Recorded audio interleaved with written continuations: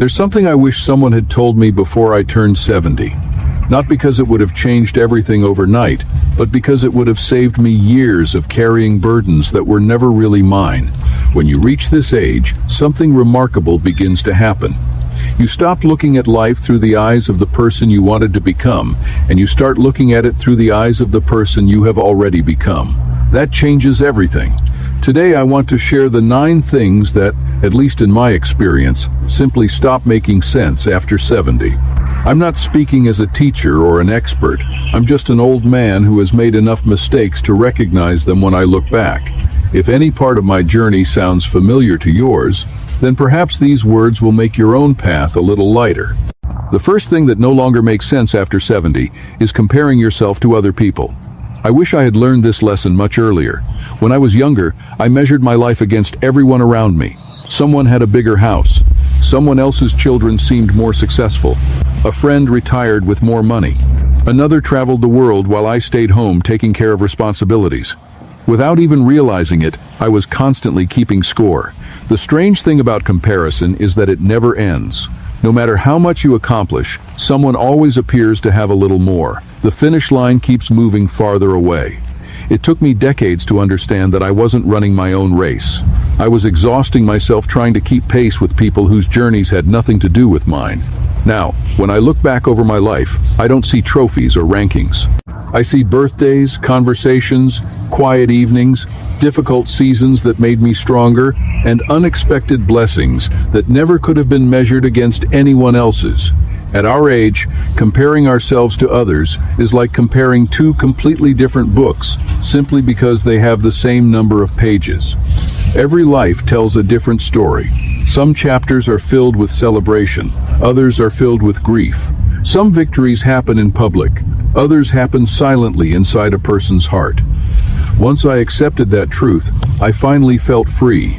I stopped asking why someone else's life looked different, and I started appreciating the life I had actually lived. Believe me, peace begins the moment comparison ends. The second thing that loses its meaning after 70 is chasing society's standards of beauty. I smile sometimes when I see advertisements promising to erase wrinkles or make someone look 20 years younger. At my age, I no longer want to erase the evidence that I have lived. Every line on my face reminds me of laughter that lasted too long, tears that eventually stopped, worries that somehow worked themselves out, and years that taught me more than any classroom ever could. My gray hair isn't a mistake that needs correcting. It is proof that I stayed here long enough to earn it. When we are young, we often believe beauty belongs only to smooth skin and strong bodies. Age teaches us something entirely different. The most beautiful people I have ever known were not beautiful because of perfect faces. They were beautiful because they listened without judging, forgave without keeping score, and smiled in ways that made everyone around them feel safe. Those qualities become far more noticeable than appearances ever could. I've met older men whose hands were rough from decades of hard work, and older women whose faces carried every season of life. Neither looked young, yet both possessed a quiet dignity that filled every room they entered. That kind of beauty never fades, it grows stronger with time. So, if you spend a few extra minutes studying yourself in the mirror these days, I hope you also notice the courage reflected back at you.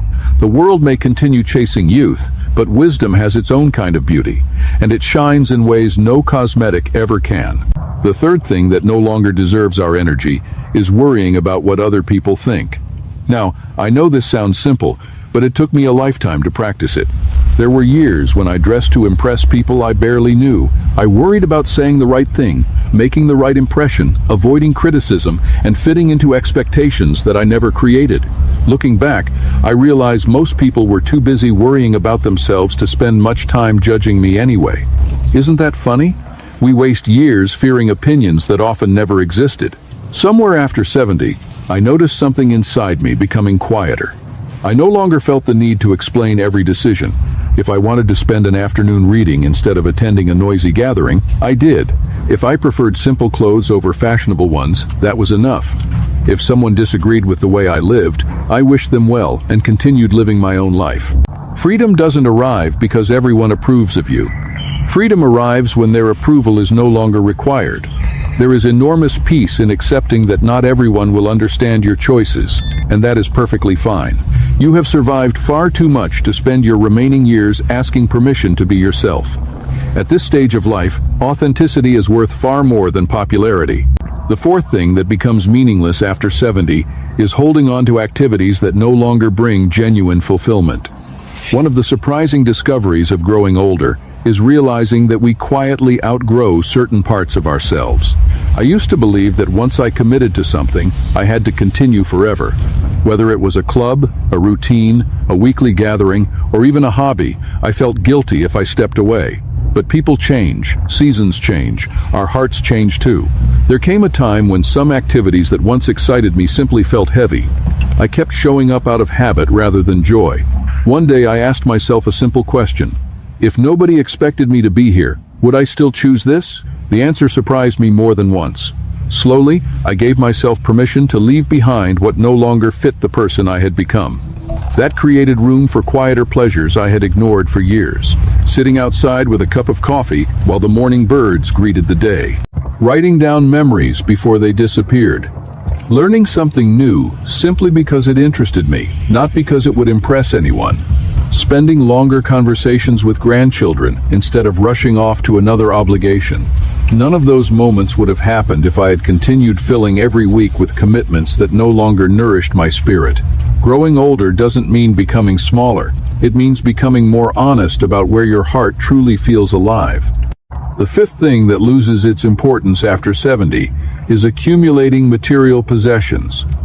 I spent many years believing that owning more somehow meant living better. Every promotion seemed to justify buying something bigger or newer. Every achievement came with another purchase.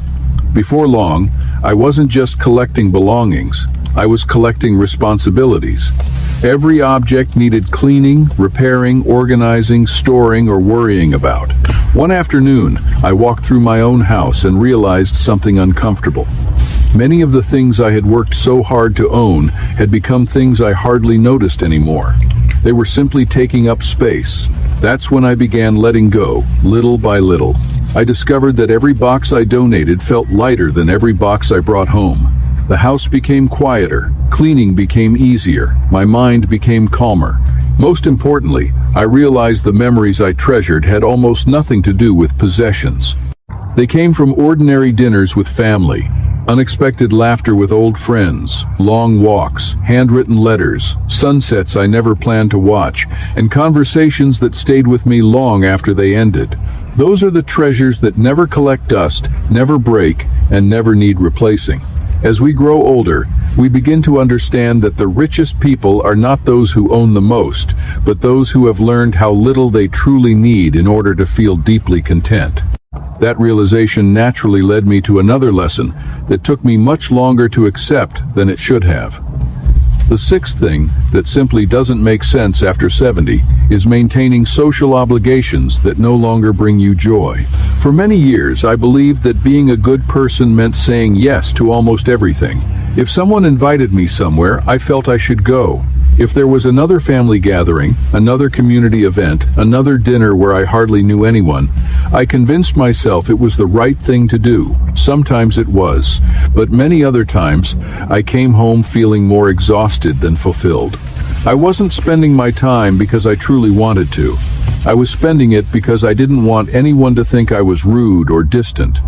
Age has a funny way of exposing the difference between obligation and genuine connection. These days, I value quality over quantity.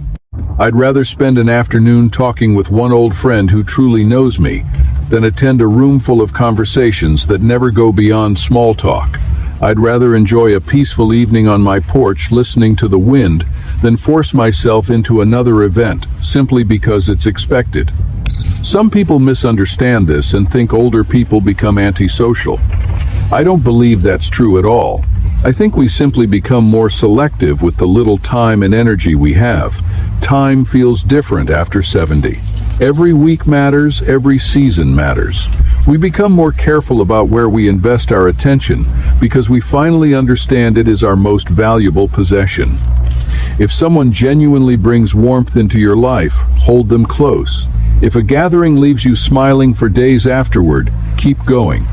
But if something consistently drains your spirit, You have earned the right to politely step away without carrying guilt home with you. That brings me naturally to the seventh thing that loses all meaning after 70.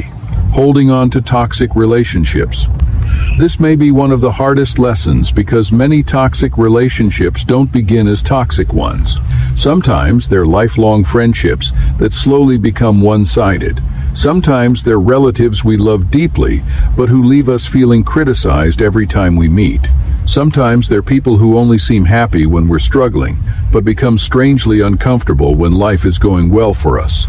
For a long time, I believed loyalty meant enduring all of it. I confused patience with permission. I thought setting boundaries made me selfish. But growing older taught me that peace is too precious to sacrifice for people who repeatedly damage it. That doesn't mean becoming bitter. It doesn't mean arguing with everyone or cutting people out over every disagreement. Life is far too short for that. It simply means recognizing the difference between relationships that challenge you to become better and relationships that slowly wear away your confidence, your kindness, and your joy. Some people leave you feeling lighter after every conversation. Others leave you emotionally tired before they've even reached the front door. Pay attention to that feeling. It tells you more than words ever will. These days, I surround myself with people who laugh easily, forgive quickly, encourage generously, and make room for silence without making it uncomfortable. Those kinds of friendships become more valuable every single year. At our age, peace isn't something we accidentally stumble across. It's something we intentionally protect. The eighth thing that no longer makes sense after 70 is clinging to outdated goals. I remember the dreams I had when I was 30. Then I remember the ones I had at 50. Many of them seemed incredibly important at the time. I wanted promotions. I wanted recognition. I wanted to prove myself. I wanted to accomplish things that would make people admire me. Looking back now, I don't criticize those younger versions of myself. They were doing the best they could with the understanding they had. But I also recognize that life changes us. The goals that once motivated us don't always deserve to travel with us forever. There comes a season when having another title matters less than having another peaceful morning. Another paycheck matters less than another family dinner where everyone is healthy enough to laugh together. Another achievement matters less than another walk beneath the trees while your legs still carry you there. One of the greatest freedoms I've discovered is allowing my goals to mature as I have matured. Today my ambitions are beautifully simple. I hope to wake up with gratitude. I hope to remain curious enough to learn something new. I hope to be patient with people who are having difficult days because I know what difficult days feel like. I hope to leave those I love with good memories instead of unnecessary regrets. Those may not sound like ambitious goals to the world, but they have become the ones that give my life the deepest sense of purpose. Never be afraid to change your definition of success. Growing older isn't about giving up on life. It's about discovering what is finally worth giving your life to. And finally, the ninth thing that becomes completely meaningless after 70 is feeling guilty for prioritizing your own happiness. If you're anything like me, you've spent decades taking care of other people. You worked to provide. You worried about children. You helped aging parents. You fulfilled responsibilities that seemed endless. Somewhere along the way, many of us quietly learned that our own happiness should always come last. We became so accustomed to giving that receiving almost felt uncomfortable. Even resting sometimes felt like laziness. But here's what I have learned. You cannot pour kindness into everyone else's cup if your own has been empty for years. Taking care of yourself is not an act of selfishness, it's an act of wisdom. If reading brings you peace, read without apologizing. If sitting beside a lake makes you happy, spend more afternoons there. If gardening, painting, traveling, praying, volunteering, or simply enjoying a quiet afternoon fills your heart, then give yourself permission to enjoy those moments completely. You have spent enough years believing that everyone else's needs must always come first. Happiness isn't something we should postpone until every responsibility disappears, because life will always create another responsibility. Instead, happiness is something we choose in the middle of ordinary days. It's found in slow mornings, warm conversations, familiar songs, comfortable silence, and grateful hearts. I've discovered that the happier I become within myself, the more kindness I naturally have to offer others. Joy is never wasted. It quietly spreads to everyone around us. When I think about everything I've shared today, I realize none of these lessons arrived all at once. They came 1 year at a time, one mistake at a time, one difficult season after another. If you're already past 70, perhaps you've discovered some of these truths yourself. Maybe you've even learned a few that I haven't. And if you're approaching this season of life, I hope you'll remember that getting older isn't only about what we lose. It's also about what we finally gain. We gain perspective. We gain freedom from expectations that once controlled us. We gain the confidence to say yes to what truly matters and no to what quietly steals our peace. Most of all, we gain the opportunity to live the years we have left with greater intention than ever before. So, don't be afraid to travel a little lighter. Let go of comparisons. Let go of impossible standards. Let go of unnecessary possessions, exhausting obligations, unhealthy relationships, outdated dreams, and the guilt that has followed you for far too long. Fill that empty space with gratitude, meaningful friendships, simple pleasures, laughter, forgiveness, and moments that remind you just how precious life still is. None of us knows exactly how many pages remain in our story, but we can certainly choose how we write the next chapter. My hope for you is that it becomes your most peaceful, your most authentic, and perhaps even your happiest chapter yet. Thank you so much for spending this time with me today. It truly means a great deal that we could share these moments together. If something I said reminded you of your own journey, I'd love for you to share your thoughts in the comments. Your experiences may be exactly what someone else needs to hear today. Until we meet again, please take good care of yourself, be kind to those around you, and don't forget to be kind to yourself as well. Wishing you peace, good health,